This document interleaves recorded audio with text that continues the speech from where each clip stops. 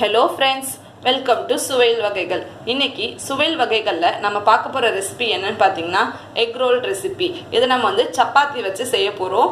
ரொம்பவே நல்லாயிருக்கும். வாங்க எப்படி பண்ணுறதுன்னு பார்க்கலாம்.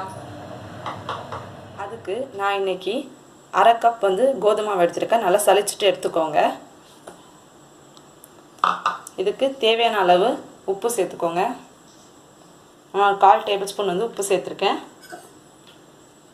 அப்புறம் எப்பயும் போல் நம்ம என்ன பண்ணுவோம்னா 1 டேபிள் ஸ்பூன் ஆயிலை ஹீட் பண்ணி இதில் சேர்த்துக்கோங்க.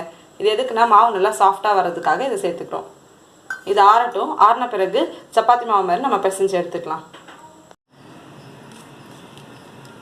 கொஞ்சம் கொஞ்சமாக தண்ணி சேர்த்து நான் சப்பாத்தி மாவு பிசைஞ்சு வச்சுருக்கேன். இது நான் 2 ரோலுக்கு தேவையான மாவு தான் நான் இதை பிசைஞ்சு வச்சுருக்கேன். இது போல் உங்களுக்கு எத்தனை ரோல் வேணுமோ அதுக்கேற்ற மாதிரி நீங்கள் மாவு பிசைஞ்சு எடுத்துக்கலாம். இப்போ லைட்டாக நான் மேலே எண்ணெய் தடவி இருக்கேன். ஒரு 20 மினிட்ஸ் இது ஊறட்டும். பிளேட் போட்டு கவர் பண்ணி வச்சுருங்க. 20 மினிட்ஸ் ஆயிடுச்சு. நல்லா மாவு ஊறிடுச்சு. இது நான் 2ஆக டிவைட் பண்ணி நல்லா இது பண்ணி வச்சுருக்கேன். இப்போ என்ன பண்ணால் நான் சப்பாத்தி மாவு திரட்டி தோசைக்கல்லில் போட்டு சப்பாத்தி நம்ம ரெடி பண்ணி வச்சுக்கலாம். ரோல் கூடை வைக்கிறதுக்கான மசாலா இப்போ ரெடி பண்ணிடலாம். அதுக்கு ஒரு வானலில் நான் 2 ஸ்பூன் எண்ணெய் சேர்த்துருக்கேன். சின்ன சின்னதாக நறுக்குன ஒரு வெங்காயத்தை சேர்த்துக்கோங்க.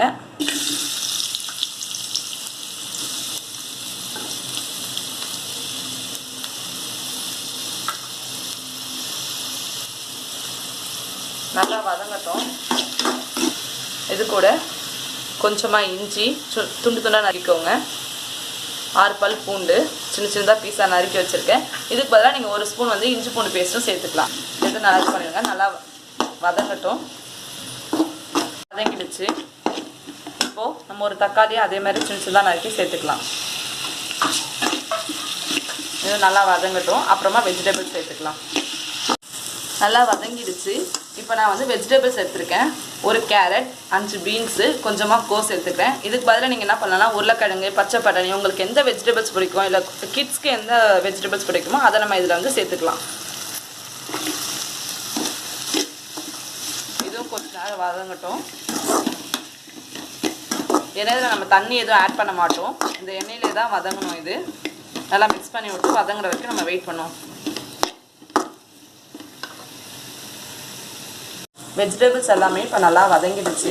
இப்போ நம்ம தேவையான மசாலாவை இதில் நம்ம சேர்த்துக்கலாம். 1/4 ஸ்பூன் மஞ்சள்தூள், 1/2 ஸ்பூன் வெறும் மிளகாய் தூள், 1/2 ஸ்பூன் கரம் மசாலா சேர்த்துருக்கேன்.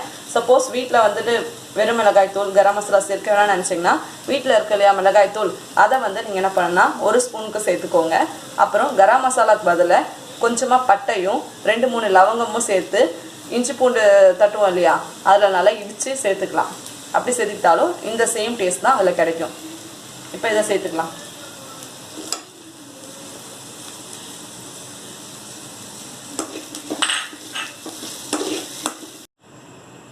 நெக்ஸ்ட்டு இதுக்கு தேவையான அளவு சால்ட் ஆட் பண்ணிக்கோங்க. கொஞ்சமாக மல்லி இலை சேர்த்துக்கோங்க. அவ்வளோதான். நல்லா மிக்ஸ் பண்ணி விட்டுருங்க. இப்போ நம்ம மசாலா சேர்த்தோம் இல்லையா, அந்த மசாலாவோட பச்சை வாசனை போகிற வரைக்கும் நம்ம வதக்கினா அவ்வளோதான், ரெடி ஆகிடும். பச்சை வாசனை எல்லாம் போயிடுச்சு. அவ்வளோதான், மசாலா ரெடி ஆகிடுச்சு. இப்போ நான் 3 முட்டை எடுத்திருக்கேன். அதுக்கு தேவையான அளவு உப்பு சேர்த்துக்கலாம். நான் 1/4 ஸ்பூன் சேர்த்துருக்கேன். கொஞ்சமாக மிளகுத்தூள், இதுவும் ஒரு 1/2 ஸ்பூன் சேர்த்துருக்கேன். மிளகு பிடிக்கிறவங்க அதிகமாகவே சேர்த்துக்கலாம். அவ்வளோதான். இது நல்லா நம்ம இப்போ பீட் பண்ணி வச்சுக்கலாம்.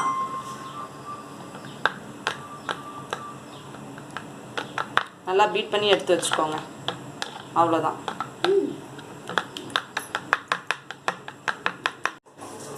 இங்கே பாருங்கள், எல்லாமே ரெடியாக இருக்குது. உள்ளே வைக்கக்கூடிய ரோல் கூட வைக்கக்கூடிய ஸ்டஃபிங், எக்கு, சப்பாத்தி 3மே ரெடியாக இருக்குது. இப்போ நம்ம தோசை தவாவில் போட்டு எல்லாத்தையும் ஒன்றா அரேஞ்ச் பண்ணிடலாம். இப்போது தவாவில் நம்ம முட்டையை ஊற்றிக்கலாம். ஃபஸ்ட்டு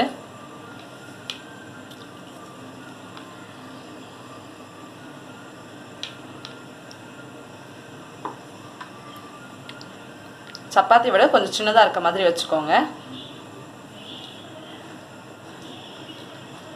அவ்வளோதான். கொஞ்சமாக எண்ணெய் சேர்த்துக்கோங்க.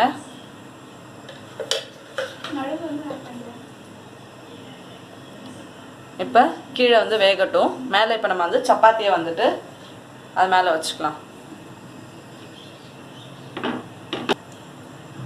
இப்படி நல்லா ப்ரெஸ் பண்ணி விட்டுக்கோங்க லைட்டாக. இப்போ பாருங்கள் அடியில் நல்லா வெந்திருக்கான்னு திருப்பி பார்த்துக்கோங்க. நல்லா வெந்துடுச்சு. அவ்வளோதான். இதை நம்ம ஒரு பிளேட்க்கு வந்து ட்ரான்ஸ்ஃபர் பண்ணிடலாம்.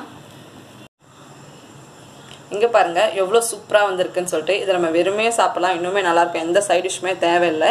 இப்போ நம்ம வந்து ரோல் பண்ணுறதுக்கு ஸ்டஃபிங் உள்ளே வச்சுக்கிறேன். கொஞ்சமாக சென்டரில் வச்சுக்கோங்க. உங்களுக்கு வெஜிடபிள்ஸ் நிறைய பிடிக்கும்னா நீங்கள் நிறைய ஸ்டஃபிங் ரெடி பண்ணி கூட வச்சுக்கலாம். டெய்லி ஒரே மாதிரி சப்பாத்தி சாப்பிட்றதுக்கு இது மாதிரி டிஃப்ரெண்ட்டாக செஞ்சு கொடுத்தா கிட்ஸ்க்கு ரொம்ப பிடிக்கும். இதில் நல்லா வெஜிடபிள்ஸ் எக்கெல்லாம் சேர்க்கறதுனால ஹெல்த்தியும் கூட இது நம்ம சாப்பிட்றது. அவ்வளோதான். இப்போ நம்ம ரோல் பண்ணி எடுத்துக்க வேண்டியதான். இதில் நம்ம வந்து டூத் ஸ்டிக் இருக்கு இல்லையா, அதை நம்ம வந்து இதில் வந்து ஹோல்ட் பண்ணி வச்சுக்கலாம். அப்படி இல்லைன்னா அலுமினியம் ஃபாயிலால் நம்ம ரேப் பண்ணி கூட நம்ம சாப்பிட்றதுக்கு நல்லாயிருக்கும். அப்படியும் செய்யலாம். இப்போ நான் எதுவும் செய்யலை, அப்படியே வச்சுருக்கேன். கொஞ்ச நேரத்துக்கு அப்புறம் பாருங்கள். இங்கே பாருங்கள் எவ்வளோ சூப்பராக வந்திருக்குன்னு சொல்லிட்டு. இதுக்கு நம்ம எந்த சைட் டிஷ்ஷுமே தேவையில்லை, அப்படியே சாப்பிடலாம். ரொம்பவே நல்லாயிருக்கும். இப்போ பாரு வந்து குருமா தொக்கு இது மாதிரி வச்சு சாப்பிட்றதுக்கு ஒரு நாள் இப்படி செய்து கொடுத்து பாருங்கள். கிட்ஸுமே ரொம்ப வந்து விரும்பி சாப்பிடுவாங்க.